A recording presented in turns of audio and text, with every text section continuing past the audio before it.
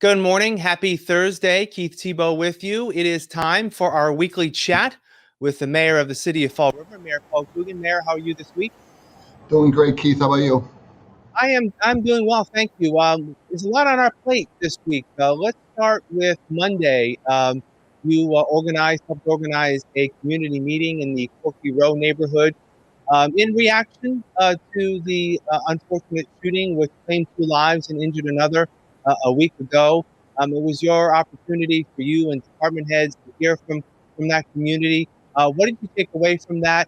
I guess how can you build upon the conversations and suggestions that came up on Monday? Well, we are obviously, since the meeting on Monday, we've been working on a number of things to put into a number of parks in the city of Fall River. Um, at that specific meeting, at that location, we have talked about being able to use the Corky Row Club a couple nights a week for some art programs for the kids. Obviously, we can do sports programs in the park, but inside you need to have some art programs. We just might be partnering with the Narrows on that kind of a thing. We're also talking to the schools about what they want to do to support the kids academically during the summer. Um, these are the things we need, and we need mentors. We need people that are going to work with these kids one-on-one and coach them up and let them know what's available to them, what we can do to help them, whether it's scholarships to the boys club, the Y, maybe a camp. Everything's on the table. We have a number of ideas, and it's not just going to be Corky Row. On Saturday, after myself and Mike Dion and Mark Conrad walked the neighborhood of Corky Row, we were down at the Kathy Assad Tot Lot talking to residents down there. We're going to move around the city, and we're going to let people know that we care for them. We can do whatever we can to support them. It's going to be a summer where we're breaking out from COVID, so we're still going to be a little cautious, but there are a number of programs as things open up very quickly that we're going to push forward. You also mentioned the possibility of actually job opportunities for those old enough to have jobs. That may be a possibility this summer as well, right? Right, absolutely. Well, when I was a kid, it was the old CETA program. They put hundreds of kids to work, and I guess the last few years, because of finances, they've pared that number down to double digits. Maybe some of the programs we had one cleaning crew last year working a couple days a week. I've been talking with Holly Hill Baptista, and she said she's looking at the ability to hire 250 young adults or students, whatever that you want to call them, to work this summer. That will enable us to get a number of programs going in our parks, cleaning, graffiti removal, upkeep of the city. It's going to be a very good summer. We'll coordinate with them, and it's going to be good. It gives the kids some spending money. It gets them busy, and we'll do whatever we can, as I just said. You know, the public safety aspect of this also came up, talking about more foot patrols, excuse me, in a number of neighborhoods across the city. Does this change at all, some of your philosophy in terms of, staffing for the police department? There's sort of a double-edged sword here. I spoke to the police a couple of weeks ago, and, he says he'd like to have more officers on the beat, officers in patrols, but there's also an issue that there's been a number of retirements in the police department, and getting those recruits have been difficult. How do you balance the public safety aspect of this? It is a struggle. For some reason, people have shied away from police work, which I do believe is a noble profession. I think they are the people on the front lines. As I tell everybody, they're really the face of the city because they're out there all the time with the residents. We have another class going in. We're trying to add people now. We do have some opportunities with the American Rescue Act to bring some things to the table. We're going to be getting, I believe he told me, 20 what they call plate reader cameras that we can put up around neighborhoods and high traffic areas in the city, so that if there's a problem, we can read the plate number. We are going to try to push forward some additional cameras.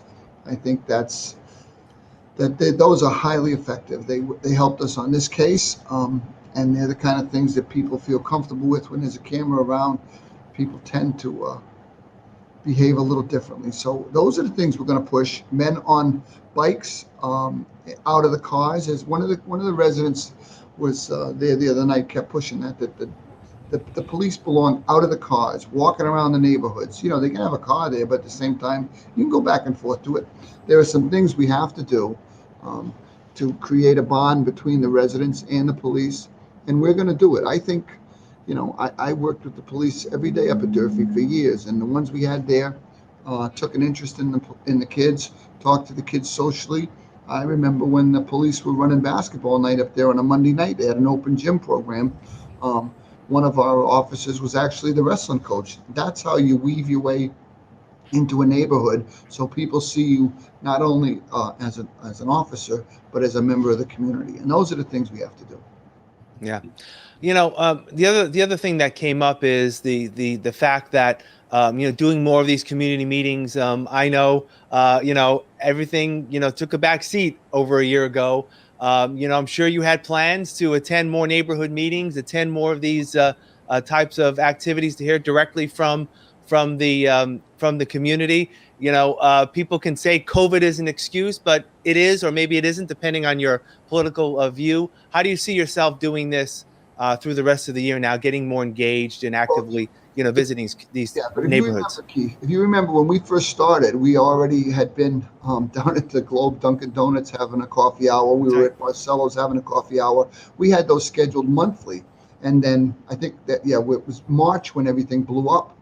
So January and February, we did them, and March was canceled. And from that point on, they were canceled.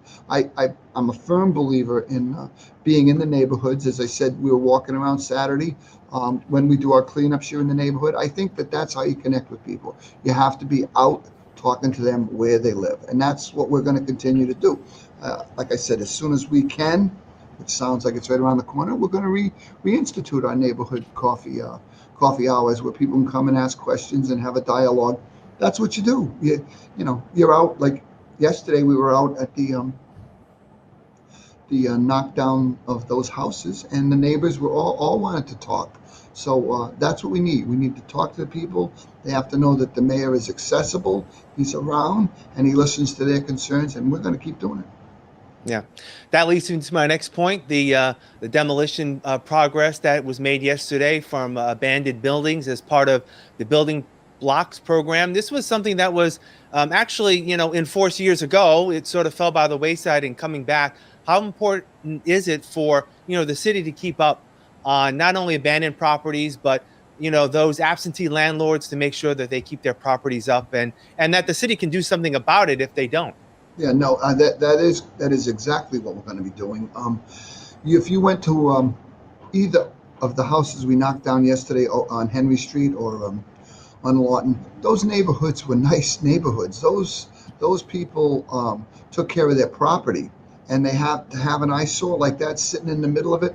Um, I'm going to try to ramp this up a little bit with a couple of twists if we can, because if you, at a minimum, will not cut your grass, will let your place go to that level. I mean, at one point on Lawton Street, when the crane was hitting the front of it, the whole back of the building was wobbling. It looked like it was made out of balsa wood.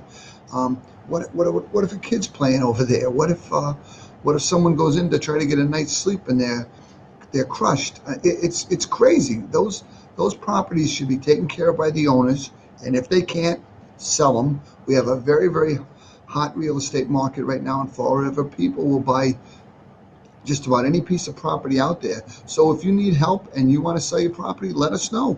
We'll support you.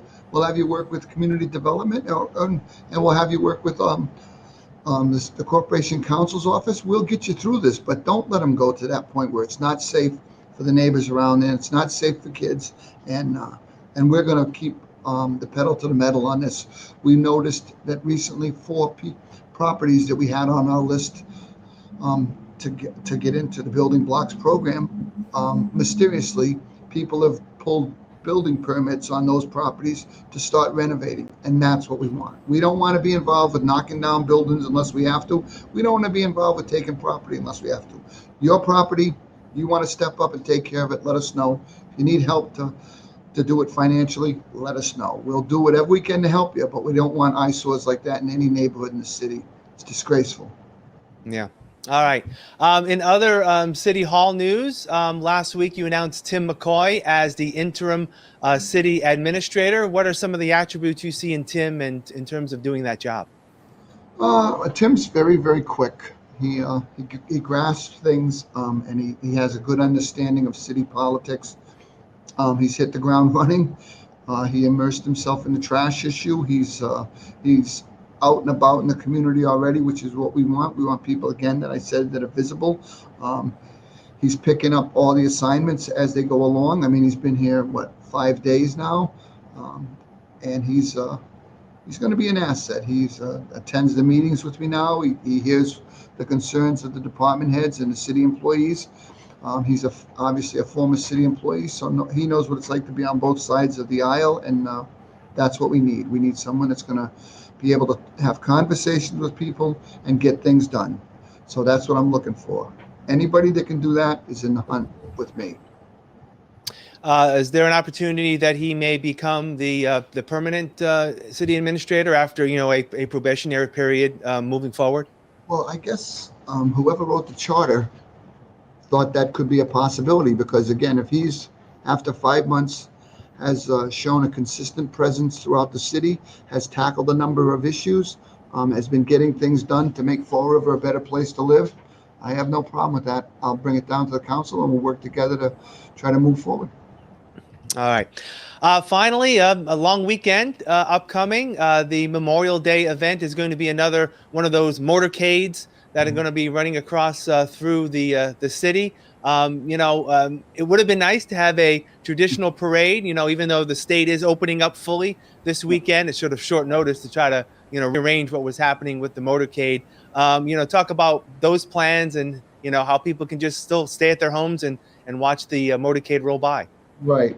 Well, the map is posted, I believe. So we'll be out there. We're leaving from down at Water Street near the Narrows, and we're going to end at Bicentennial Park. It's 2:00 on Monday, I think. I will definitely be there. We expect to have a big crowd if the weather's decent. I know we're going to have some fun. It's a chance to honor our veterans and get out and enjoy some time with your friends. We'd love to see the course lined with people, but at the same time, we know people are getting back on their feet, so they have other things to do. But if you want to join us on Monday, we would really, really appreciate it. Yeah. And looking ahead, we did have a comment on our Facebook feed today, looking ahead to 4th of July. Plans on fireworks? Anything to announce quite yet?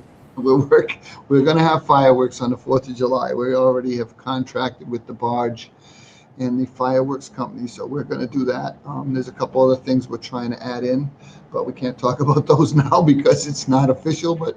But at a minimum, there will be fireworks being shot off a barge in the Taunton River on the 4th of July. Yeah, sounds good. And, this is one of our conversations in a long time that it wasn't dominated by the pandemic. Just quickly, still people need to get their vaccines, but things are moving in the right direction in terms of our numbers, in terms of, the number of cases being down, but, the vaccination numbers are still alarming, right? Right. And we're on the move vaccinating people. We did 30 at Globe Four Corners. Nature's Medicine gave us their parking lot. We were in Durfee the other day in the schools. We will go anywhere where people need a vaccine. Our percentage of vaccinated people is about 10% below the rest of the state. We need people to get the vaccine. I think if you see the results going forward, the numbers are plummeting, and we need to keep on that beam. We want people in Fall River to get vaccinated. Our website, frvax.com, allows you to pick whatever vaccination you want, when you want to go, and where you want to go. And if you don't get enough help there, call the mayor's office and we'll set something up for you. We want people vaccinated, and we will frankly do whatever we can to get you there. Just one reminder, the Memorial Day Parade, the mayor mentioned, is on Monday. It's actually going to be on Sunday, May 30th, beginning at 2 p.m., starting from the waterfront throughout the entire city of Fall River. Again, I want to thank the mayor for joining us today. I'm Keith Tebow. Have a great rest of your Thursday.